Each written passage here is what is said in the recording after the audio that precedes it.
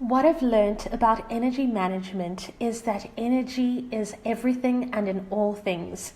So this might sound so simple, but understanding how energy works and how it impacts everything is truly not that simple, right? From how money flows into our lives to how we engage with others and to how we even treat ourselves. This has been quite instrumental in understanding energy management for me. Realizing this has allowed me to take complete responsibility for what's happening in my life. It's not about blame, it's more so about empowerment.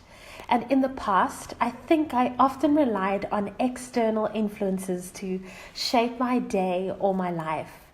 And now that I know managing energy is key, meditation has become the cornerstone in assisting me with managing my energy. It has helped me center myself and maintain a balanced state of mind.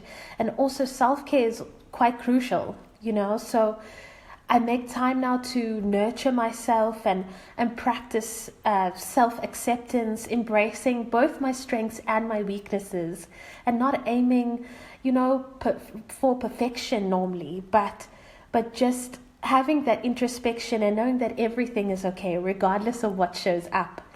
And one of the most important practices that can shift my entire day is grounding and connecting with our innate universal guidance.